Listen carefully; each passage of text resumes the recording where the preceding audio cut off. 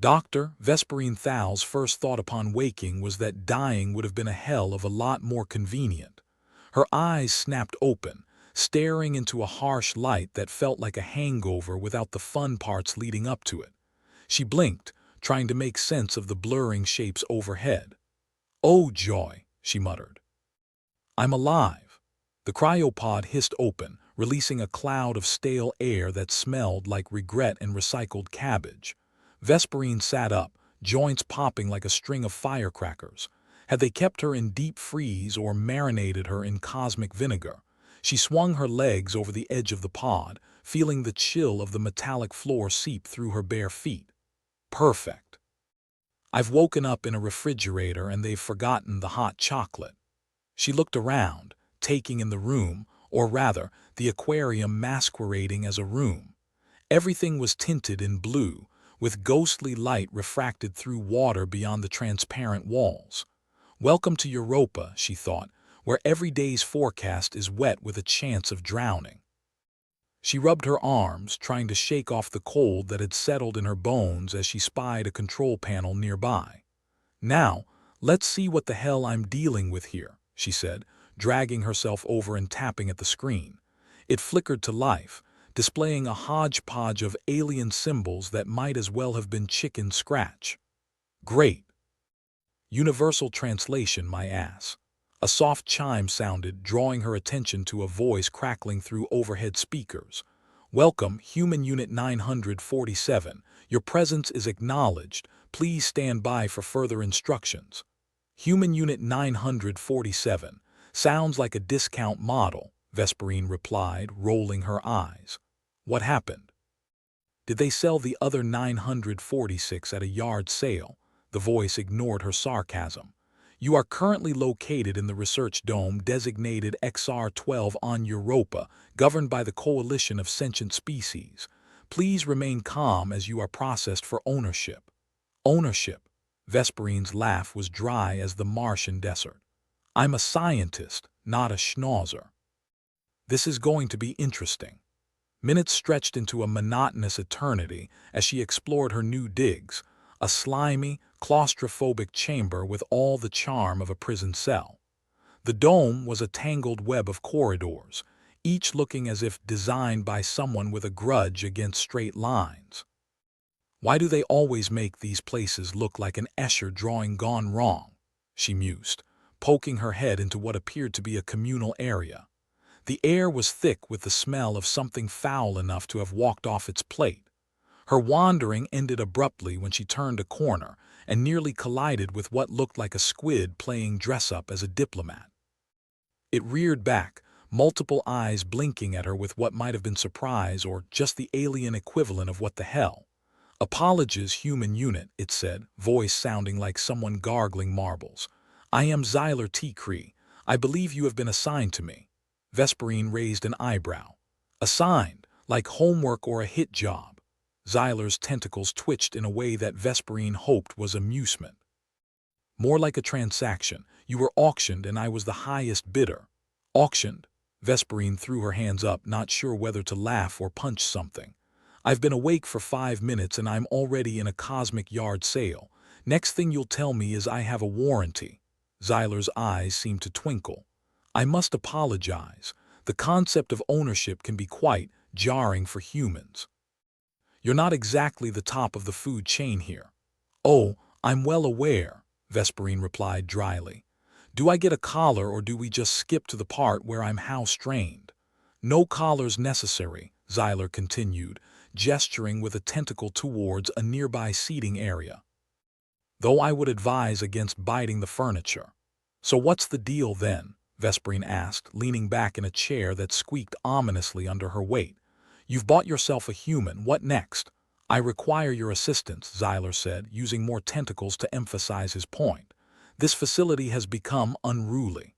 "Unruly? Didn't know space squids had problems paying their HOA fees," Vesperine quipped. "What's really going on here?" Xyler sighed, or at least made a sound like a wheezy accordion. "The coalition is fracturing. Different species vying for dominance, and humans have become currency." "Currency," Vesperine repeated, tasting the word like spoiled milk. "Lovely. So I'm a coin in someone's pocket. More like a rare collectible, Xyler corrected. There are few humans left, and those that are considered valuable. You could tip the scales in ways you do not yet comprehend. Oh, I comprehend all right. Vesperine stood, bristling with defiance. I'm a pawn in a game of alien Monopoly, but let me tell you something. This human doesn't like being told where to go. Xyler considered her for a moment, its eyes blinking in contemplative rhythm. I can offer you freedom should you assist me. Freedom? Vesperine smirked. That's a big word for someone who just admitted to buying me like a second-hand toaster. Think of it as a mutually beneficial arrangement, Xyler replied. Help me stabilize this dome and I'll see to it that you are granted passage back to Earth. Earth, Vesperine echoed, trying to remember what it felt like to walk under open skies. All right, Xyler, I'll play your game. But if you're lying, I'll make sure the last thing you ever taste is calamari. I assure you, human cuisine is not to my taste, Xyler said, leading her toward a portal that hissed open, revealing a corridor lined with blinking lights and murmuring voices. Come, let us begin. Vesperine followed, her mind a storm of doubts and dark humor. She was a scientist, not a savior, and definitely not a pet. But if survival meant playing nice with the locals, she'd play. For now. The corridor stretched on, each step taking her deeper into the madness of the alien world she found herself in. A world where humans were pets and she was just another pawn on the board. But pawns, she reminded herself, sometimes made it to the other side of the board. And when they did, they became queens. The corridor seemed to stretch on forever, like a bad movie that refused to end. Vesperine trudged along behind Xyler, who moved with the grace of a drunken octopus on roller skates. She couldn't help but marvel at the absurdity of her situation. One moment, she was a scientist on Earth, and now she was a collector's item in some alien flea market. Oh, how the mighty have fallen. So, what's the deal with the accommodation? She asked, breaking the silence. Do I get a room with a view, or are we talking broom closet chic? Xyler's tentacles gestured vaguely, as if trying to swat a particularly annoying fly. Your quarters are modest but adequate for your needs. We aim to provide a comfortable environment for all our acquisitions. Right? Comfortable like a dentist's waiting room, Vesperine muttered. Do I get a minibar, or is that asking for too much? Xyler ignored her jabs, leading her into a room that was, in fact, about as inviting as a broom closet. It was small, cramped, and filled with an assortment of alien tech that hummed and clicked ominously.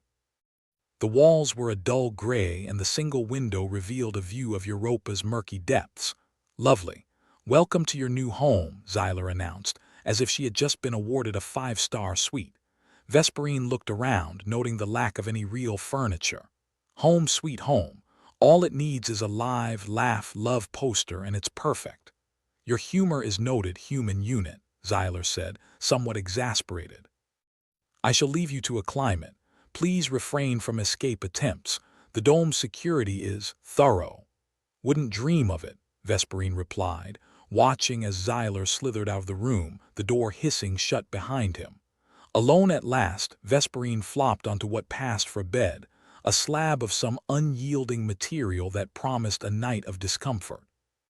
She stared at the ceiling, wondering how many other humans were trapped in this bizarre underwater circus.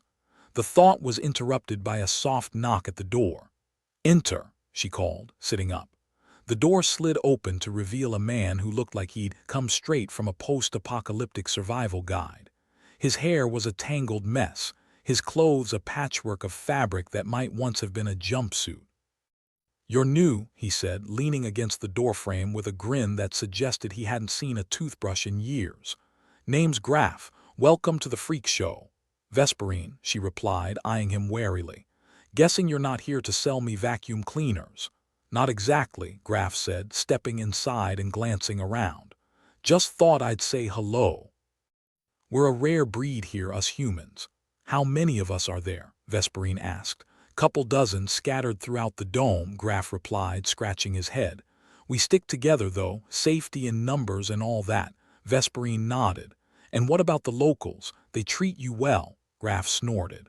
About as well as you'd expect from a bunch of space squids. They see us as pets interesting but ultimately expendable. Charming, Vesperine said dryly. Any plans for shaking things up? Graf's grin widened. That's why I'm here. We have a little group going, a resistance of sorts. We gather intel, keep each other informed. Figure if we're going to be stuck here, we might as well make it interesting. Count me in, Vesperine said, feeling a spark of defiance reignite. If we're going to be pawns, we might as well learn how to play the game. Graf nodded, a twinkle of mischief in his eyes. You catch on quick. We'll meet tonight down in the maintenance tunnels. Less chance of being overheard down there. Sounds like a plan, Vesperine agreed. And Graf, thanks for reaching out. Graf waved a hand dismissively. Gotta stick together, right? See you tonight. With that, he slipped out of the room, leaving Vesperine alone once more. She lay back on the slab that masqueraded as a bed, feeling a glimmer of hope amidst the absurdity. She wasn't alone, and that meant there was a chance, however small, that they could turn the tables. The maintenance tunnels of XR-12 were a labyrinth of damp, dimly lit passages that seemed to echo with the groans of the dome itself. Vesperine followed Graf through the maze, his flashlight casting long shadows that danced like phantoms on the walls. Watch your step, Graf warned, sidestepping a puddle that looked disturbingly sentient. These tunnels have a mind of their own. Great, Vesperine muttered. Last thing I need is to be eaten by a puddle. They finally arrived at a junction where a handful of other humans were gathered, each looking as ragged and determined as Graf. They greeted Vesperine with nods and murmurs, eyes gleaming with a shared resolve. This is our merry band of misfits, Graf said, gesturing to the group. Everyone, meet Vesperine. Nice to meet you, a woman with a shaved head said, extending a hand. I'm Kala. Likewise, Vesperine replied, shaking her hand. So what's the plan? Stage a mutiny, steal a ship, ride off into the sunset? Kala chuckled. If only it were that simple. We're just trying to survive, maybe stir up some trouble if we can. Trouble's my middle name, Vesperine said with a smirk. Well, actually it's Elizabeth, but you get the idea. Glad to hear it, Graf said, leaning against the wall. We've been keeping tabs on the aliens, trying to figure out their weaknesses. Turns out they're not as invincible as they think. What's the scoop? Vesperine asked, intrigued. Well, for starters, they're not as united as they'd like us to believe, Kala explained. Different factions all vying for control. They keep it civil on the surface, but there's definitely tension. And they've got this arrogance, Graf added. Think they're superior, which means they underestimate us. Gives us a chance to slip under their radar. Sounds like their hubris could be our ticket out, Vesperine mused. Any ideas on how to exploit it? We're working on it, Graf said, scratching his chin. For now, we're just gathering info, keeping each other safe.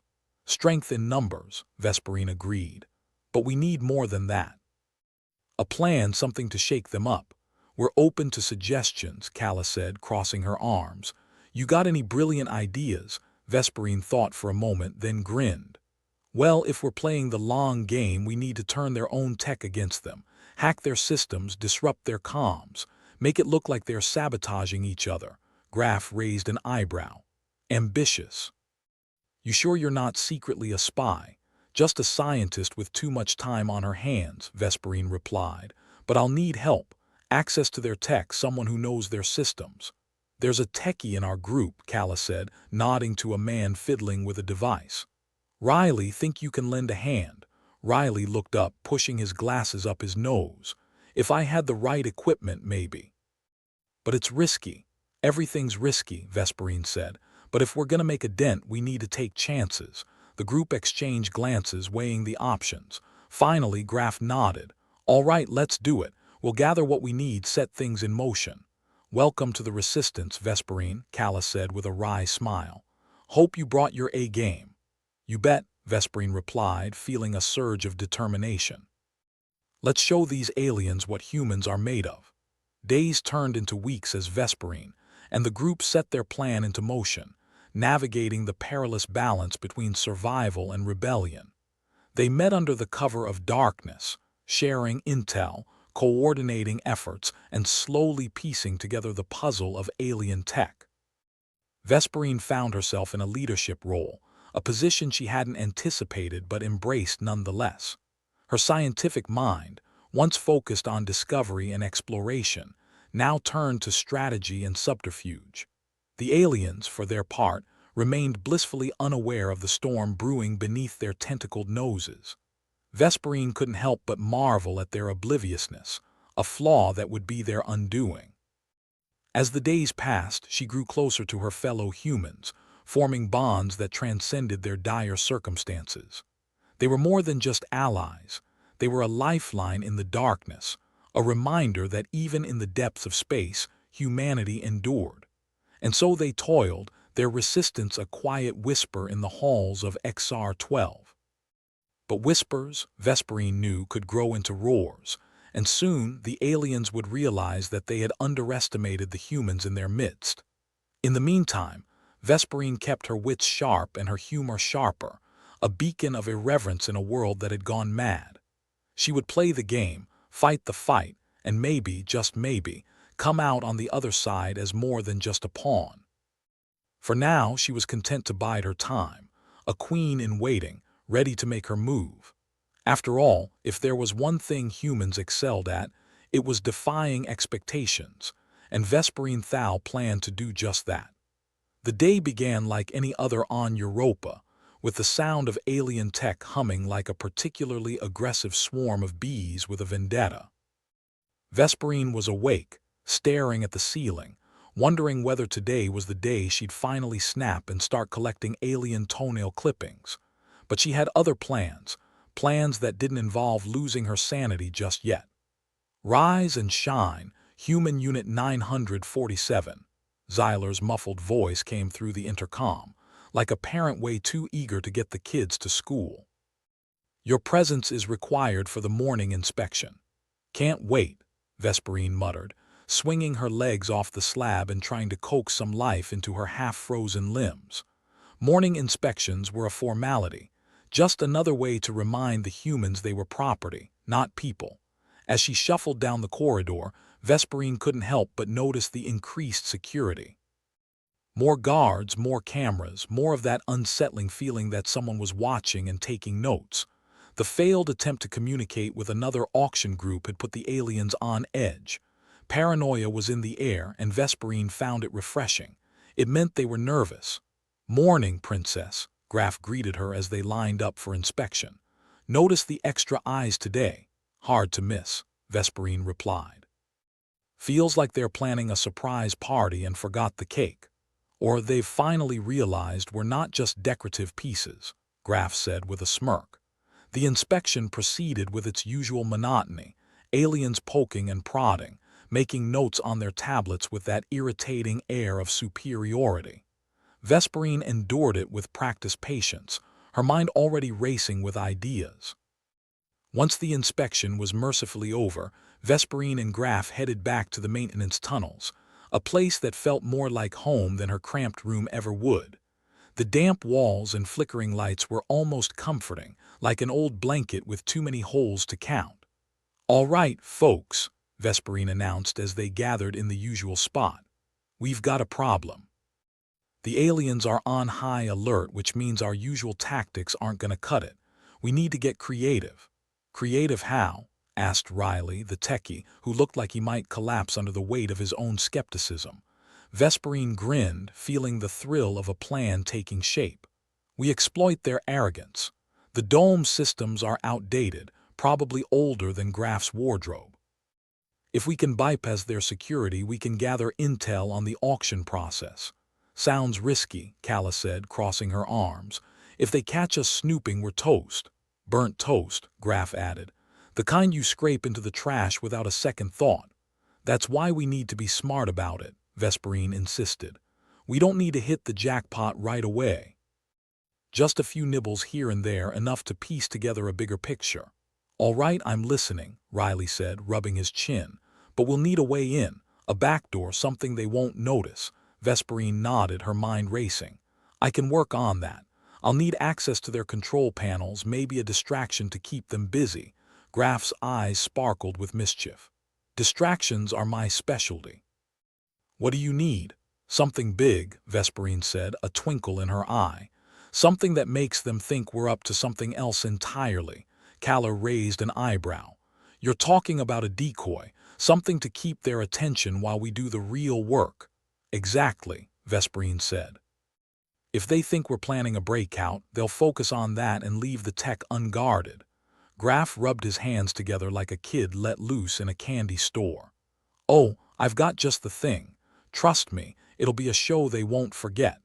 With the plan set in motion, the humans went their separate ways, each tasked with their role in the upcoming ruse.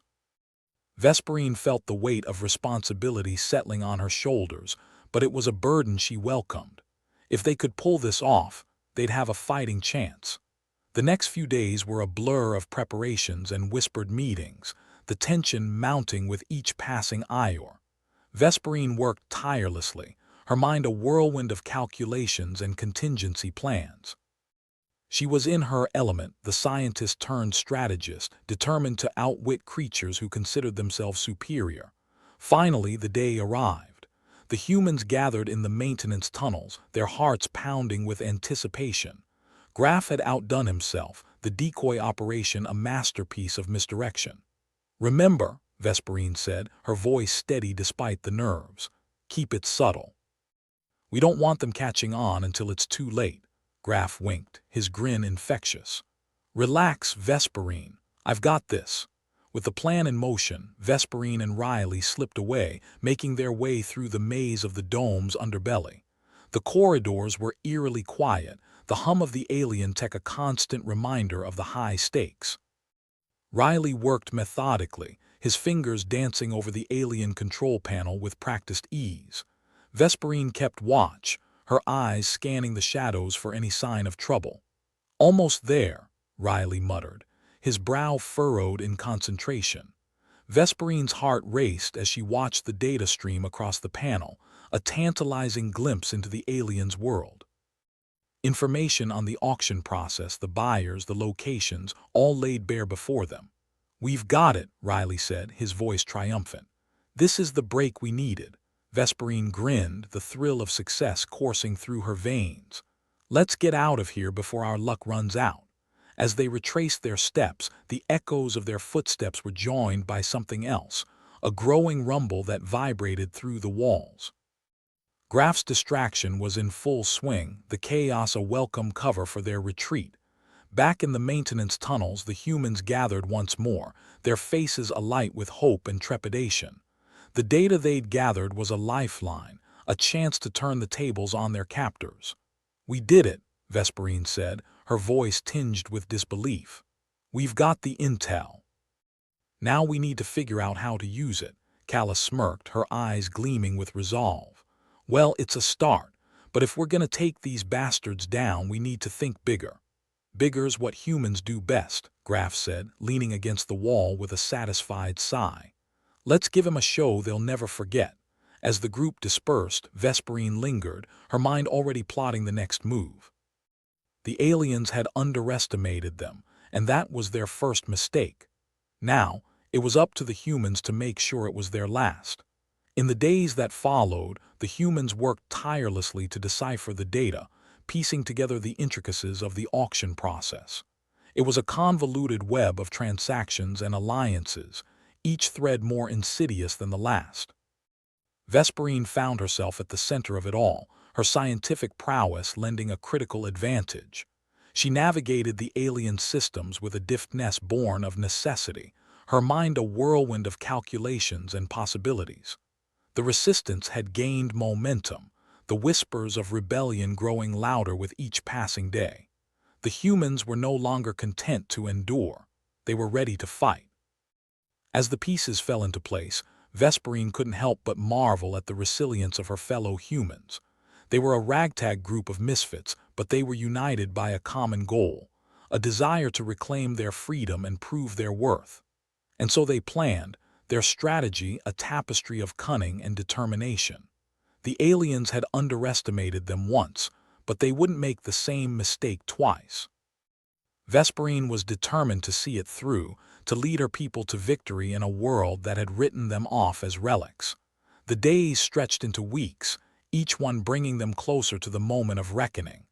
The tension was palpable, the air thick with anticipation. Vesperine felt the weight of her responsibility, but it was a burden she welcomed. For in the darkness of Europa's depths, she had found something worth fighting for, a chance to defy the odds and prove that humanity was far from obsolete. As the final pieces of their plan fell into place, Vesperine knew that the time for action was fast approaching. The aliens had underestimated them, and that was their first mistake. Now, it was up to the humans to make sure it was their last. And Vesperine Thal, scientist turned rebel, was ready to lead the charge. The damp, metallic smell of the maintenance tunnels was like fresh air to Vesperine. It beat the antiseptic aroma of the alien-controlled rooms upstairs, which always made her feel like she was living inside a giant medical kit. She'd rather deal with the occasional rat-sized centipede skittering down here than endure one more minute under the watchful gaze of a surveillance camera. Graff's masterpiece of misdirection had the aliens spinning like tops, and now it was time to capitalize on the chaos. As Vesperine sat cross-legged on a crate, she watched Riley and Calla hunched over the data they'd stolen like a couple of kids with a treasure map. The room buzzed with an undercurrent of rebellion, the kind of reckless energy that got you into trouble but felt damn good. "So, any chance we can sell this on the black market?" Vesperine quipped, nodding at the data specs.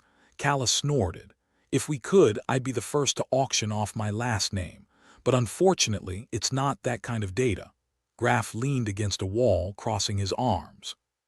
"What kind of data are we talking about? I mean, if it can't buy us a ticket out of here, what's it good for?" Riley looked up, his eyes reflecting the dim light like a techie raccoon caught raiding a snack stash. "It's the auction logistics, the who, what, where, and when." Imagine the aliens' surprise when they find out their precious buyers have been dealing with a sudden case of human-induced bankruptcy. Or an unexpected failure to launch, Vesperine added. "I've heard that's quite embarrassing at these galactic events." They all chuckled, the sound bouncing off the walls like an old diesel engine backfiring. It was the kind of laughter that came more from desperation than humor, but it served its purpose. As they plotted their sabotage, the door slid open with a hiss, and in walked someone who wasn't supposed to be there. Quillen, the alien outcast, looked as out of place as a penguin in a desert, and nearly as awkward. His forearms hung nervously, betraying his unease in the human's domain. "Hope I'm not interrupting your little human powwow," Quillen said, his voice a mix of bravado and apprehension. Vesperine raised an eyebrow. "Only if you're here to join the karaoke, Quillen. Otherwise, you'll have to settle for a revolution." Quillen shifted his weight from one foot to another, looking like he was contemplating an emergency retreat. "Word around the corridors is that you're planning something big." "Bigger than your last attempt at escape," Graff snorted. "Was a bit of a fiasco, wasn't it? But this time we're aiming for more than just a slapstick comedy." The alien engineer shrugged his high shoulders. "I've got access to the systems. I might be able to help you, if you let me in on what's going down." Calla eyed him warily. "And why would an alien want to help us?" "Last time I checked, we weren't exactly your allies."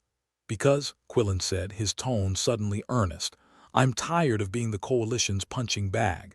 They treat me like a faulty cog. Helping you means throwing a spanner in their works. It's a risk, sure, but then again, I don't have much to lose." Vesperine exchanged a glance with Graff. They both knew the alien was a wild card, but sometimes the best hands were won with a joker. "All right, Quillen," Vesperine said, leaning back against the cold metal wall. "Welcome aboard our little ship of fools." As the days passed, the group worked like a well-oiled machine, albeit one that occasionally spat out a screw or two. Graff continued to orchestrate distractions with the flair of a circus ringmaster, while Calla and Riley dismantled the alien systems from the inside out. Vesperine, with Quillen's help, focused on ensuring they weren't caught with their pants down. Quillen proved to be an asset, guiding them through the labyrinthine alien protocols with a deftness that made Vesperine wonder if all aliens were born with a knack for bureaucracy. The alien tech now whispered secrets to them, its once unintelligible symbols and hums slowly unraveling their mysteries. "You know," Quillen murmured one evening as they crouched over a control panel, "for a species considered primitive, you humans have a way of getting under people's skin." Vesperine smirked. "We take pride in our adaptability.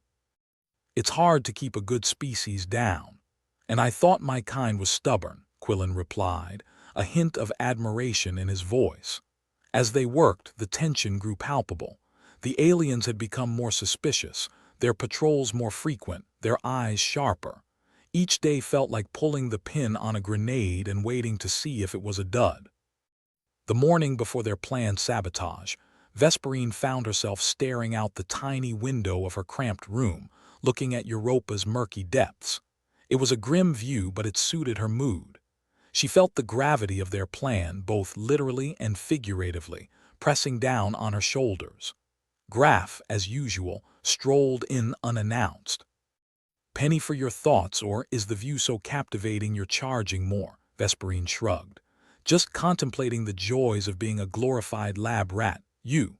Wondering if I should wear my lucky socks tomorrow. They've got holes in them, but maybe that's what makes them lucky." She chuckled despite herself. "If we pull this off, I'll buy you a whole drawer of lucky socks." Graf grinned. "I'll hold you to that, Ves." The night stretched on, a slow march toward destiny.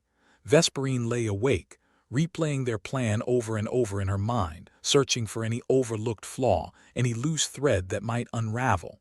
But exhaustion eventually claimed her, if only for a few precious hours. When morning came, the group reassembled in the maintenance tunnels, their expressions hardened by resolve. This was it, the moment they'd been building toward, the culmination of their defiance. "All right, people," Vesperine said, scanning their faces. "You know the drill. Stick to the plan and we might just pull this off." "And if we don't?" Riley asked, his voice laced with nervous humor. "Then we'll have given them one hell of a headache," Vesperine replied with a wry smile. "Let's make it count." Graf clapped his hands, his enthusiasm infectious. "Time to give these aliens a taste of good all-human ingenuity." With that, they moved out, each slipping into their roles with practiced ease. Quillen had ensured their access to the control room, bypassing security measures with the nonchalance of someone disarming a toy rather than a complex alien network. The room hummed with energy as they entered, the pulsating lights casting eerie shadows on their faces. Vesperine took her place at the central console, her fingers flying over the controls. Her heart raced, a heady mix of fear and exhilaration. "How long until they realize what we're up to?" Kala asked, her eyes glued to the monitors. "Not long enough," Quillen said, his voice strained. "We need to be quick." "We're good at quick," Graf joked, though even he sounded tense. Minutes ticked by, each one an eternity. The data streamed across the screens, an intricate dance of numbers and symbols that would disrupt the auction process and, with any luck, cause chaos among the buyers. As they worked, an alarm blared suddenly, shattering the fragile silence. Vesperine's stomach clenched. They'd been discovered. "Time to go," she shouted, her voice barely audible over the clamor. The team bolted, their footsteps echoing down the corridors, hearts pounding in time with the blaring sirens. Graf led the way, his path chosen from memory, a veteran of too many close calls. The sound of alien guards closing in was a chilling reminder of their precarious situation. Vesperine pushed herself to keep up, her breath ragged as they navigated the maze-like tunnels. They burst into the maintenance room, the smell of oil and rust a bittersweet welcome. Graf slammed the door shut behind them, engaging the primitive lock.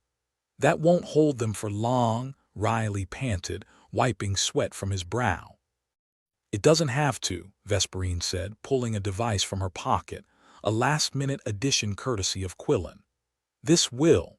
She pressed the button, and the tunnel behind them collapsed with a deafening roar, cutting off their pursuers. It was a temporary reprieve, but it bought them the time they desperately needed. The group leaned against the walls, catching their breath, their bodies vibrating with adrenaline. "Well, that was fun," Calla said sarcastically, her voice shaky but relieved. Quillen looked at Vesperine, his expression inscrutable. "I didn't sign up for this much excitement." Vesperine laughed, the sound raw and unrestrained. "Welcome to the human race." As the dust settled and the echoes faded, Vesperine felt a flicker of hope in her chest. They'd struck a blow, but the war was far from over. The aliens had underestimated them, and now they'd pay the price. For the first time in a long while, Vesperine allowed herself to believe in the possibility of victory.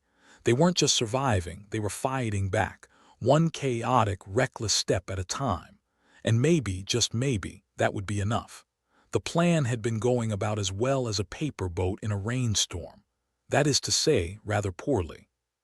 But you couldn't fault them for trying.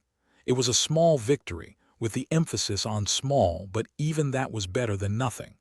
Just another day in paradise, or at least what passed for it on Europa. As the dust settled from their daring escape, Vesperine and her ragtag group of misfits found themselves hemmed in by the unmistakable thud of alien boots. Not exactly the sound of salvation, more like the sound of doom on two legs, or several, depending on the species. "Well, folks, it looks like our luck's run out," Graf said, leaning against the cold, damp wall of the maintenance tunnel. "Guess my socks weren't as lucky as I thought." Calla snorted, trying to mask the fear in her eyes with bravado. "They did hold out longer than expected. Maybe they just need a wash." Quillen, standing slightly apart from the group, shifted uneasily. His forearms were crossed in what might have been defiance or maybe just an attempt to look less conspicuous. "I can try to talk to them," he offered, though he sounded about as confident as a cat in a room full of rocking chairs. Vesperine gave him a sideways glance. "That's sweet, Quillen, but unless you're fluent in Save Our Skins, I don't think it'll help much." They could hear the aliens now, their harsh, guttural language echoing down the tunnels. A familiar voice rose above the rest. Xyler, their self-important overseer with a voice like a cheese grater on steel, charming as ever. "Human Unit 947 and Associates," Xyler barked through the intercom with the enthusiasm of a bored executioner. "Surrender now and the punishment might be less severe," Graf chuckled darkly. "Might, that's reassuring." Vesperine sighed, feeling the weight of the situation press down on her. "Time to face the music," she said, her voice resigned but steady. "Let's hope they've got a decent playlist." The group exchanged grim looks, each preparing for whatever fate awaited them. They stepped out from their hiding place, the dim lights of the tunnel casting long shadows over their weary faces. "Ah, there you are," Xyler greeted them with a predatory smile, his eyes scanning each of them as if calculating their worth. "I must admit, you've caused quite the stir." "Just doing our part for intergalactic relations," Calla replied, the sarcasm dripping from her words. Xyler motioned for the guards to bind their hands. The cuffs were cold and unyielding, a reminder of their place in this alien hierarchy. Vesperine winced as they tightened around her wrists, but she refused to give them the satisfaction of a complaint. "Take them to holding," Xyler ordered, his tone as dismissive as ever. "We'll see what the Coalition decides to do with them." The march to the holding cells was a silent one, punctuated only by the rattling of chains and the occasional grunt from an alien guard. The cells themselves were as inviting as a tax audit, a cramped, sterile environment that reeked of antiseptic and despair. "Home sweet home," Vesperine muttered, surveying the room with a critical eye. "Wonder if they offer a turn-down service." Riley, trying to find some comfort in the situation, sank down on the hard bench. "I bet the room service is lousy, and I wouldn't hold out hope for breakfast in bed." The door clanged shut behind them with a finality that was hard to ignore. They were trapped, and the weight of their failure was a bitter pill to swallow. Quillen lingered by the door, his internal conflict practically palpable. He was their wild card, and now, perhaps, their only hope. "Quillen," Vesperine called, her voice softer than usual. "You don't have to get mixed up in this. We knew the risks going in." The alien outcast looked at her, a strange mix of regret and determination in his alien eyes. "I think I've made my choice, Vesperine. I'm tired of being on the wrong side." He turned to leave, his decision made, but not without risk. Betraying the coalition meant more than just losing his status. It was a one-way trip off the cliff of no return. "Thanks, Quillen," Graf said, his voice unexpectedly sincere. "If we get out of this, the first round's on me." With a nod that conveyed more than words could, Quillen slipped back into the shadows, his heart set on a dangerous path that might save them, or doom them all. As the hours ticked by, the group found themselves in a restless limbo, caught between hope and despair. They knew what was at stake and how far they'd come, but the road ahead was steep and uncertain. Vesperine leaned against the wall, her mind racing with 100 possibilities, each more unlikely than the last. They'd come so far, and yet here they were, waiting for the axe to fall. "We're not done yet," she said, injecting as much confidence as she could muster into her voice. "Quillen's out there." "He's got our backs," Calla scoffed, though not unkindly. "Our very own alien guardian angel, who would have thought?" "Hey," Riley chimed in, a wry grin on his face, "at least we're in this together. Misery loves company and all that." Graf snorted. "Does that mean we should start a club? We could call it the Unlucky Bastards Society." Vesperine smiled despite herself. "Only if I get to be president." The banter, however forced, lifted their spirits, if only a fraction. They were in the thick of it now, and there was no turning back. But that didn't mean they'd go quietly. Not a chance. As they waited in their steel cages, the sound of distant activity seeped through the walls, a constant reminder of the world outside, a world they were determined to change, one way or another. Quillen, meanwhile, navigated the labyrinthine corridors with a newfound resolve. He'd made a choice, for better or worse, and now it was time to see it through. He slipped past the alien guards with the ease of someone who knew the system, his alien physiology and knowledge serving as his best disguise. He arrived at a terminal, a mass of alien technology that to the untrained eye looked like a jumble of neon spaghetti.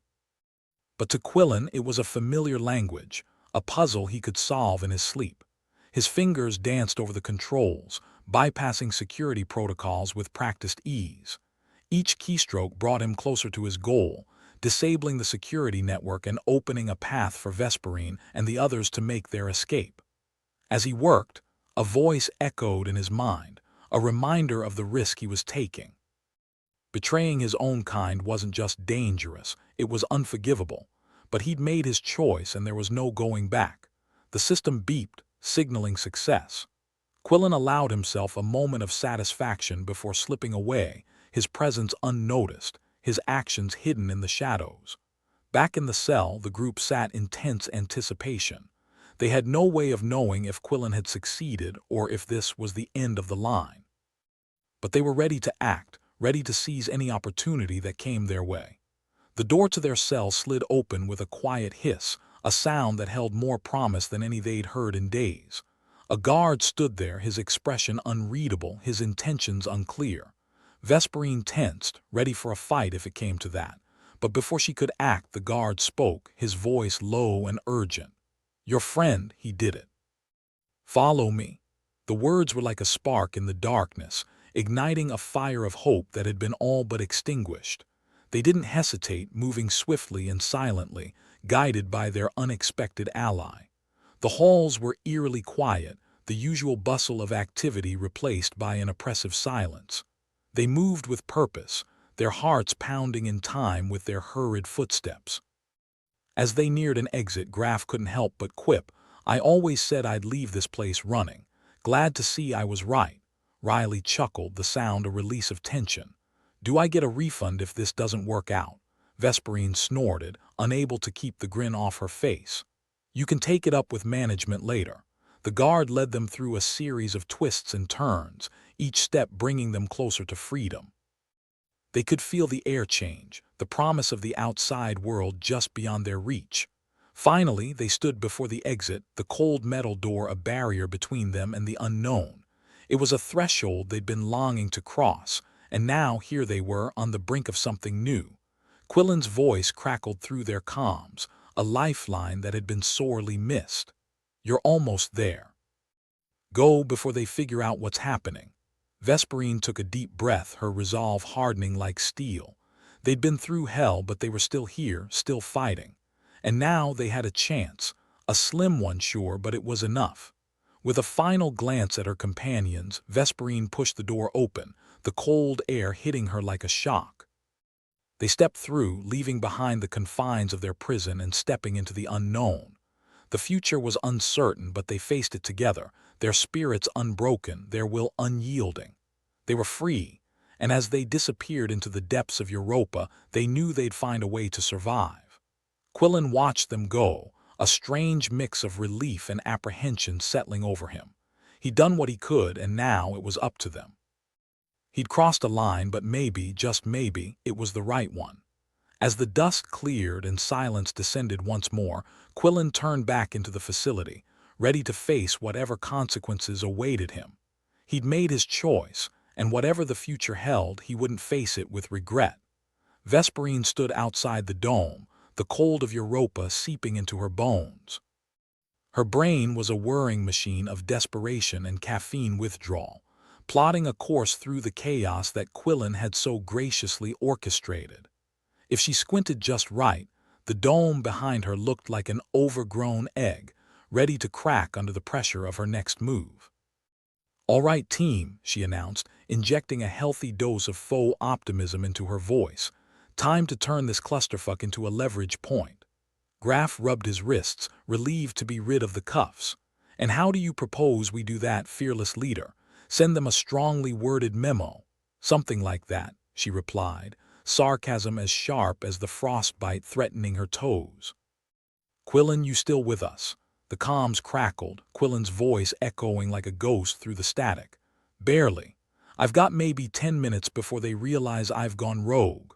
"Plenty of time," Vesperine lied, because 10 minutes in a crisis was like free-falling without a parachute. She glanced at Riley, who was fiddling with a gadget that looked suspiciously like a toaster.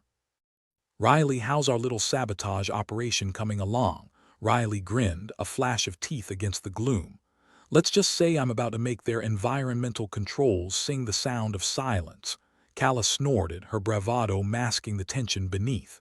"Great, we can all freeze to the dulcet tones of alien confusion." "Exactly," Vesperine replied, her mind already several steps ahead.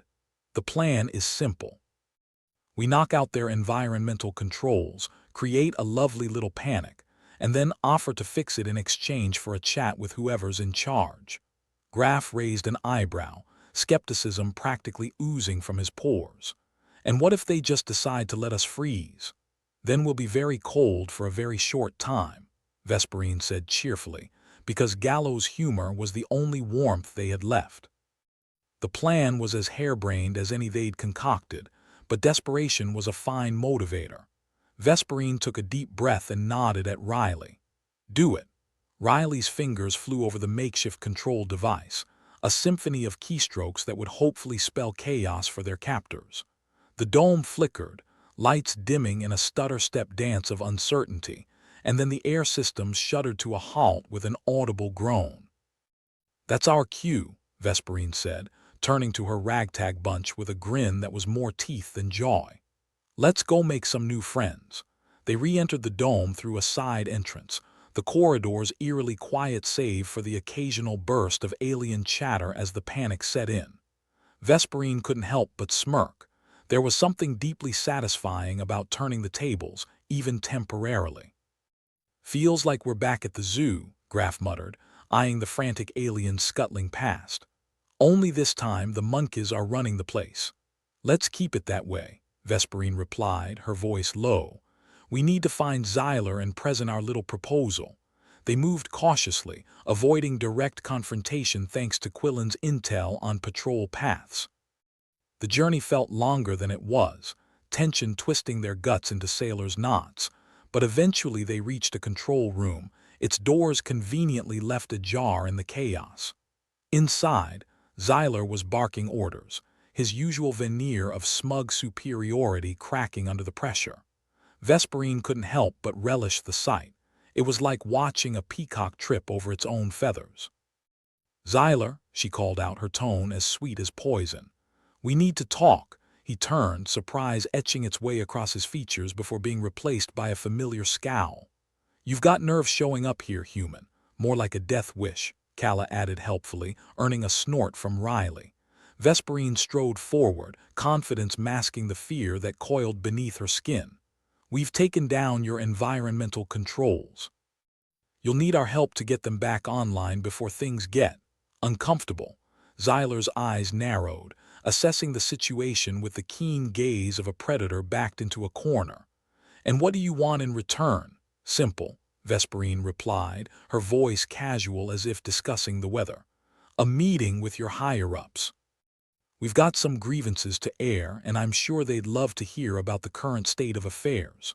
"More like a hostile takeover," Graf muttered, not quite under his breath. Xyler hesitated, the weight of his decision palpable in the stagnant air. He was caught between a rock and a hard place, a position Vesperine was all too familiar with. "Very well," he said finally, his voice a reluctant rasp.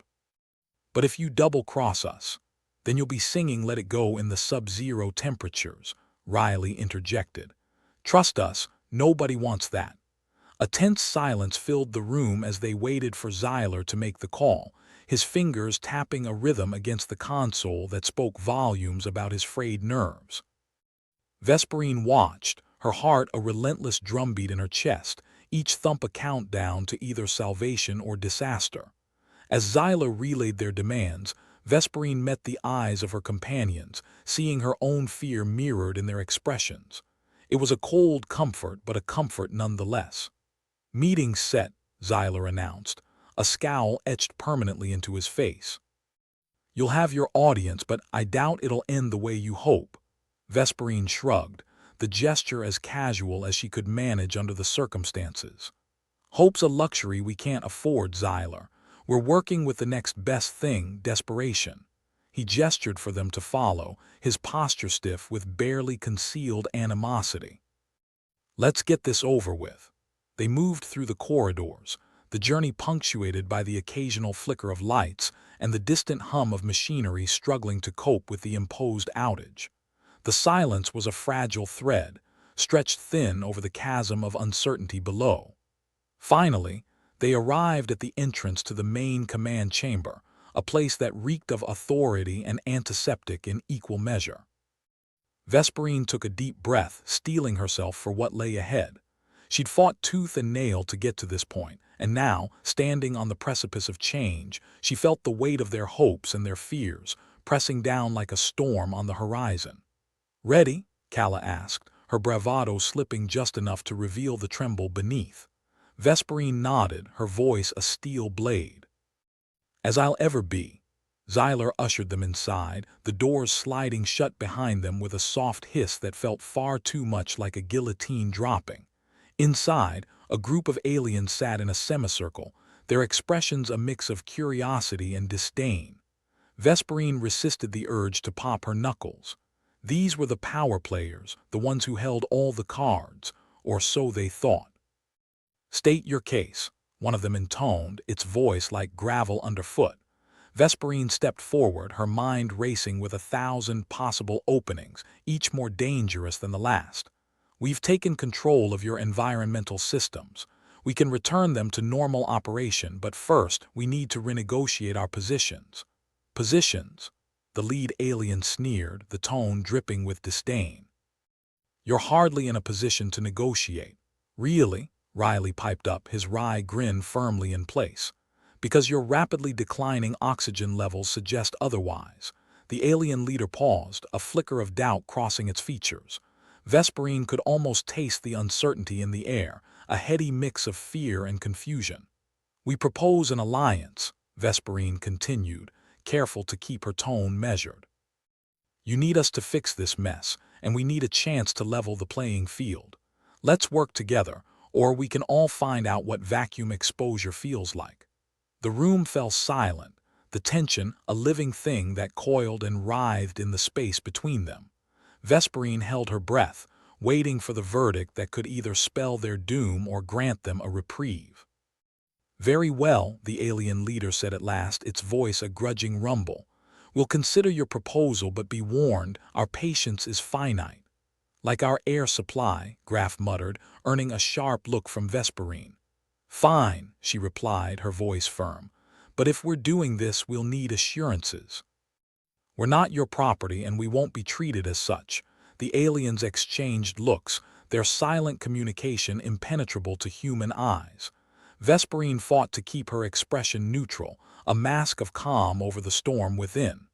"We will revisit the terms of your residency," the leader conceded, its tone as unyielding as ever. "But any further disruptions will not be tolerated." Vesperine nodded, acknowledging the thin ice they were skating on. "Agreed. We'll start by restoring the systems as a gesture of goodwill." With a nod to Riley, she gave the signal. He tapped a few keys on his device, reactivating the environmental controls with a hum that was both relief and promise. As the air systems kicked back into gear, Vesperine allowed herself a moment of triumph. They'd done what seemed impossible, turned the tide, however temporarily, in their favor. It was a small victory, but in a world where survival meant scrabbling in the dirt for scraps, it felt monumental. "Looks like we've bought ourselves some time," Calla said, her voice low as they exited the chamber, leaving the aliens to their silent deliberations. "Time's all we need," Vesperine replied, her mind already racing ahead to the next challenge. "We've got them thinking. Now we just need to keep them off balance." Graf chuckled, the sound a rough-edged bomb against the frayed nerves. "Here's to living on borrowed time." "Yeah," Riley agreed, clapping Graf on the back. "May it last long enough for us to run out of bad ideas."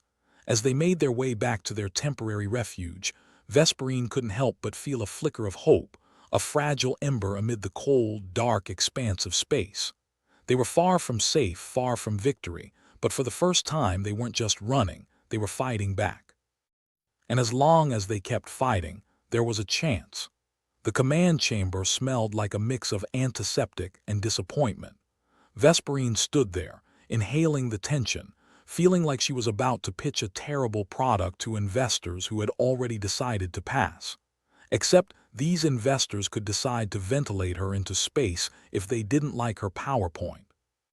"Let me get this straight," Vesperine began, her voice dripping with the kind of charm that usually ended in a bar fight. "You've got a choking hazard on your hands, and your only lifeline is the people you've been treating like second-hand furniture." The alien leader, all scales and superiority, quirked something that might have been an eyebrow if you squinted hard enough. "You presume much, human," she shrugged, feigning nonchalance. "Just a habit I picked up while stuck in a cryopod. You've got a choice, work with us or find out what it's like to suffocate at sub-zero. I hear it's not as cozy as it sounds." Calla nudged Riley, whispering, did she just sell them a threat with a smile? "Yeah," Riley replied, fiddling with the gadget that had become a surprisingly persuasive argument.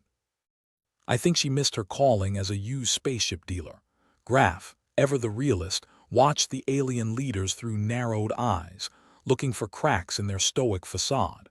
"They're weighing their options," he muttered, "probably trying to figure out if they can replace us with something less opinionated." Vesperine kept her poker face intact, internally swatting away the fear that buzzed around like an aggressive mosquito. "Look, we're not asking for a penthouse on Europa," she continued, "just a fair shake. We're not your property, and our skills are worth more than the sum of your egos." The alien leader's eyes flickered, a brief acknowledgement that maybe, just maybe, the human wasn't entirely off her rocker. "Your demands are bold and your leverage is temporary. Temporary is all any of us have." Vesperine didn't miss a beat. "Besides, our tech-savvy friend here," she gestured at Riley, "has a few more tricks up his sleeve. You don't want to see what happens when he gets creative." Riley shot her a look that was half pride, half "what the hell are you setting me up for?" "Creativity is a human specialty," he said, his grin a sharp slash. "We're really good at turning a toaster into a weapon of mass inconvenience." The alien leader's gaze shifted to Riley's gadget, considering, calculating.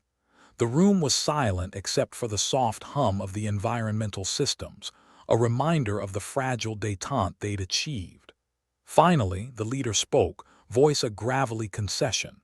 "We will reconsider your status.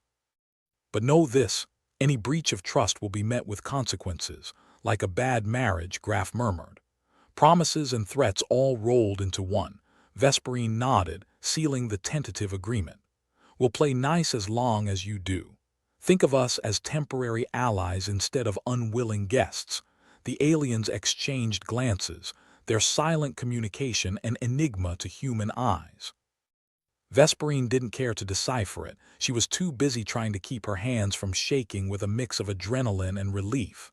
The leader finally nodded. "Very well. We will open discussions regarding your position here, but do not mistake our patience for weakness." "Wouldn't dream of it," Vesperine replied, her tone as smooth as a politician's lie. "We'll be on our best behavior." She turned to her crew, catching their eyes, each pair reflecting a different shade of relief and skepticism. "Let's get out of here before they change their minds," she muttered. As they left the chamber, the doors hissing shut behind them, Kala exhaled loudly. "Well, that wasn't a complete disaster. Speak for yourself," Graf replied. "I think I aged 10 years in there. Means you'll hit retirement sooner," Riley quipped, his fingers still idly tapping commands into his gadget. "Assuming we live that long, back in their temporary refuge, a cramped space barely deserving of the word room." Vesperine let out a breath she hadn't realized she'd been holding. "Okay, we've bought some time." "Now what?" "Now we figure out how to keep them guessing," Riley said, leaning against the wall with a posture that screamed too cool to care. "We've shown them we're not helpless. Let's make sure they remember it." Vesperine nodded, the wheels of her mind already spinning through possibilities.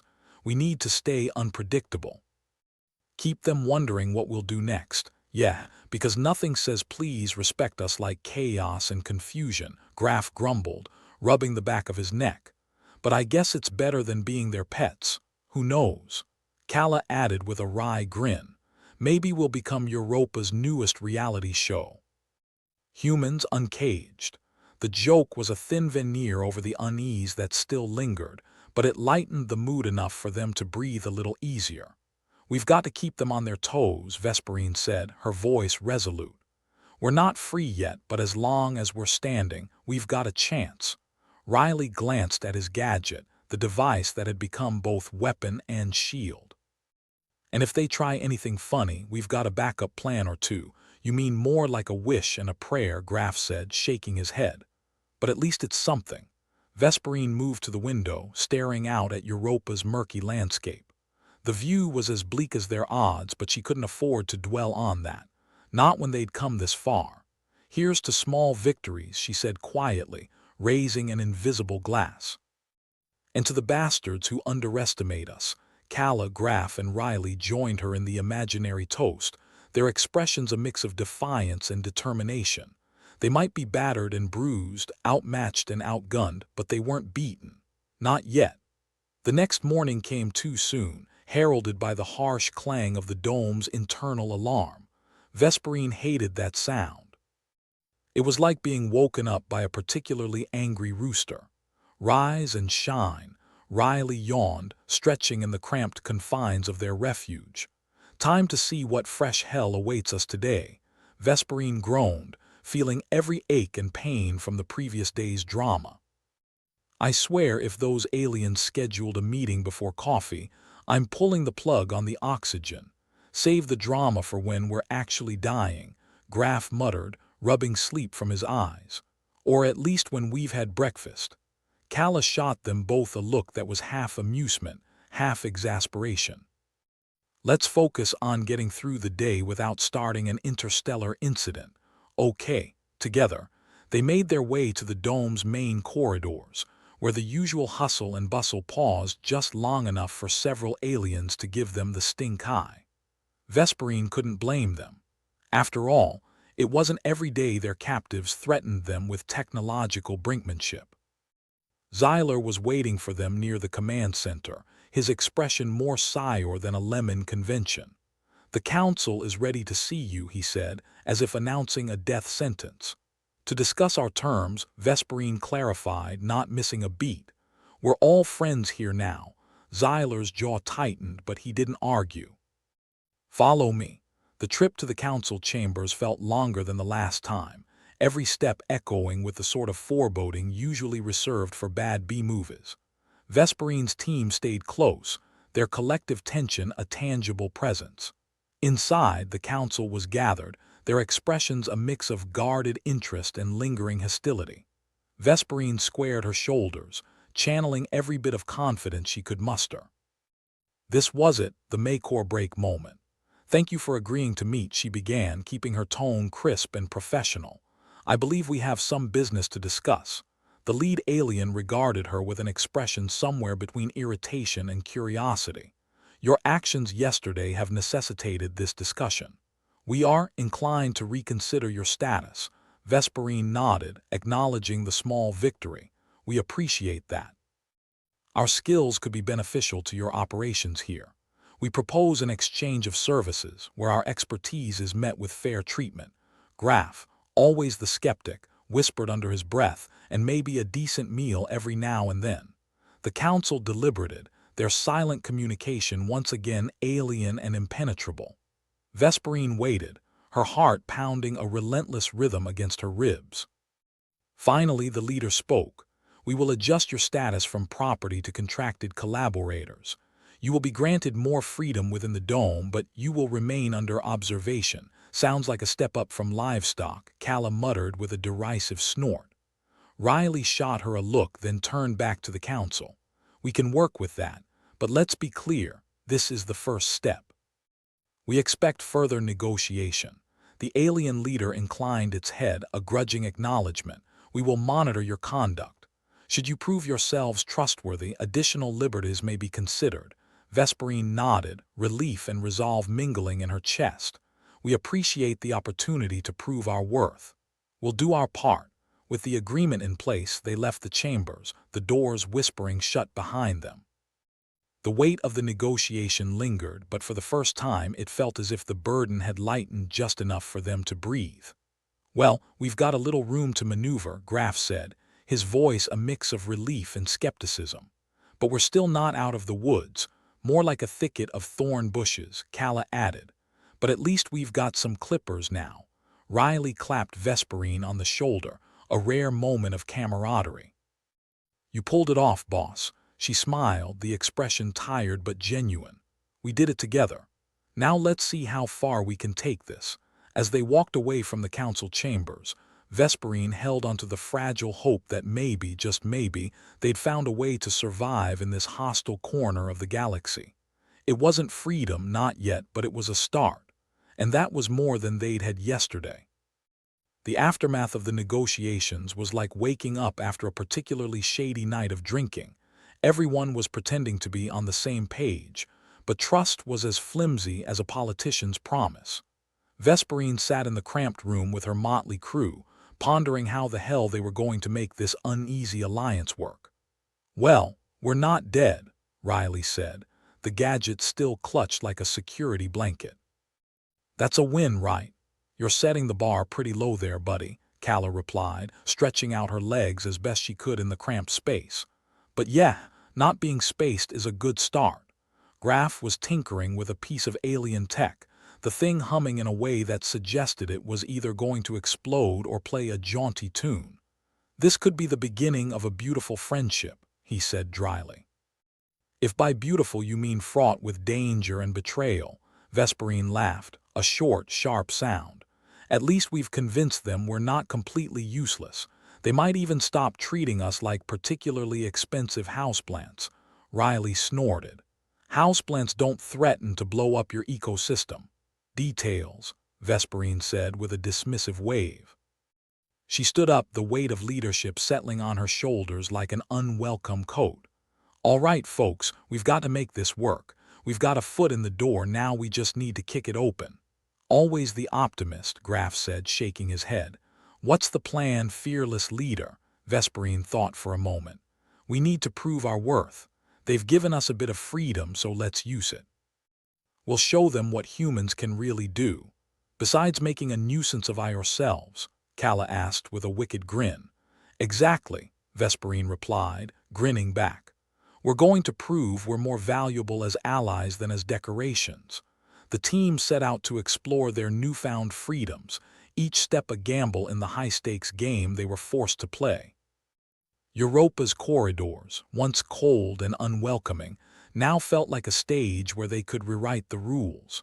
Riley was the first to find a way to be useful. He fiddled with his gadget, tapping into the alien networks like a hacker who'd found an unguarded cookie jar. I've got access to their communication channels, he announced, a note of triumph in his voice. Let's see what secrets these bastards are hiding. Careful, Vesperine warned. We don't want to trigger their alarms. He flashed her a cocky grin. Please, I eat firewalls for breakfast. Just don't get us fried for lunch, Graf muttered, but there was a touch of admiration in his voice. Meanwhile, Kala was doing some snooping of her own. She'd found a way into the aliens' operational databases, skimming through files like a kid in a candy store. Their security protocols are laughably outdated, she reported, shaking her head in mock disappointment. I mean, who still uses passwords like Admin 123? Vesperine chuckled. I guess superior technology doesn't mean superior brains. As for Graf, he was working on a more tactile approach. He'd managed to get his hands on some alien tech and was reverse engineering it with the kind of glee that usually accompanied the discovery of a new strain of whiskey. This could come in handy, he said, holding up a device that looked alarmingly like a detonator. Or at least blow something up. We're not blowing anything up unless it's absolutely necessary, Vesperine reminded him. We're allies now, remember, temporary allies, Graf corrected. Let's not kid ourselves. They'd toss us out the airlock if they thought it would solve their problems. Well, they can try, Riley said, eyes gleaming with mischief. But they won't like what happens next. The team continued their cautious exploration, each finding ways to exploit their new situation. The aliens watched them, suspicious but curious, their silent communication a constant reminder that humans were still the outsiders here. Vesperine knew they were walking a fine line. Any misstep could unravel the fragile peace they'd brokered. But she also knew they couldn't afford to sit back and wait for the aliens to decide their fate. They had to take the initiative. She called the team together, their faces reflecting the same mix of hope and defiance she'd come to rely on. We've got a chance here, she told them, her voice steady and strong. Let's make the most of it. Riley leaned back, arms crossed over his chest. So what's the play, boss? We need to make ourselves indispensable, Vesperine said. They've given us a little freedom. Let's show them why it was the best decision they've ever made. Graf nodded, his expression serious for once. We're going to show them that humans aren't just a bunch of hairless apes, Kala snorted. Speak for yourself. I happen to like my hair. Vesperine grinned at the familiar banter. It was a reminder of the strength they'd built together, the bonds that had carried them through their darkest moments. Let's do this, she said, her voice firm and determined. Let's make our mark on Europa. As the team set out to prove their worth, Vesperine couldn't help but feel a spark of hope. It was a dangerous emotion, one that could be snuffed out in an instant. But for now, it fueled her, driving her forward in the face of overwhelming odds. The aliens might have seen them as mere property, but Vesperine was determined to show them that humans were so much more. They were survivors, fighters, innovators, and they weren't going to be caged any longer. The next few days were a whirlwind of activity. With their newfound freedom, Vesperine and her team worked tirelessly to find ways to prove their value to the aliens. They were determined to make the most of this opportunity, to carve out a place for themselves in this strange world. Riley had become their unofficial liaison, using his gadget to bridge the gap between human and alien technology. He'd managed to establish a secure line of communication with the Council, a feat that earned him both admiration and envy from the aliens. You're like a magician with that thing, Graf said, watching as Riley deftly transmitted messages back and forth. Riley smirked, clearly pleased with himself. It's all about knowing the right buttons to push. Meanwhile, Kala had become their go-to strategist, using her sharp mind to navigate the intricacies of alien bureaucracy. She'd managed to broker several small agreements, each one a step towards greater cooperation. "I'm starting to think they might actually learn something from us," she remarked, a hint of pride in her voice. Graf, ever the tinkerer, had made it his mission to improve the aliens' outdated tech. He'd set up a workshop in one of the unused rooms, filling it with all manner of gadgets and gizmos. "This stuff is like a puzzle," he said, holding up a device that looked like a cross between a toaster and a death ray. "And I'm pretty good at puzzles." Vesperine spent her days coordinating their efforts, ensuring that each member of the team was working towards their common goal. It was a delicate balancing act, but she'd always been good at juggling responsibilities. "We're making progress," she told them during one of their meetings, "but we can't let our guard down. We're still under observation and any slip-up could cost us everything." Riley nodded, his expression serious. "We're not out of the woods yet, but at least we're not completely lost," Kala grinned. "I always knew we'd find a way. We're like cockroaches. You can't get rid of us that easily." Graf snorted. "Speak for yourself. I've got much better hygiene." The banter was light-hearted, but the underlying tension was real. They all knew that their newfound status was fragile, that the aliens could revoke it at any moment. But they were determined to make it work, to forge a future where humans weren't just tolerated but respected. As the days turned into weeks, Vesperine could feel the shift in the air. The aliens, once suspicious and dismissive, were beginning to see the value in their human collaborators. It was a small victory, but a victory nonetheless. She found herself reflecting on the journey they'd taken to get here, the challenges they'd faced and overcome. It hadn't been easy, and it certainly wasn't over, but they'd made it this far, and that was something to be proud of. One evening, as they gathered in their makeshift quarters, Vesperine raised an imaginary glass. "To us," she said, her voice filled with warmth and gratitude. "We've come a long way, and we've got a long way to go, but we'll get there. Together." The others joined her in the toast, their faces reflecting the same determination and hope she'd come to rely on. They were a team, a family, and they were in this together. As they settled in for the night, Vesperine felt a sense of peace she'd never thought possible in this hostile world. They'd carved out a place for themselves, and while it wasn't perfect, it was a start. And that was more than enough for now.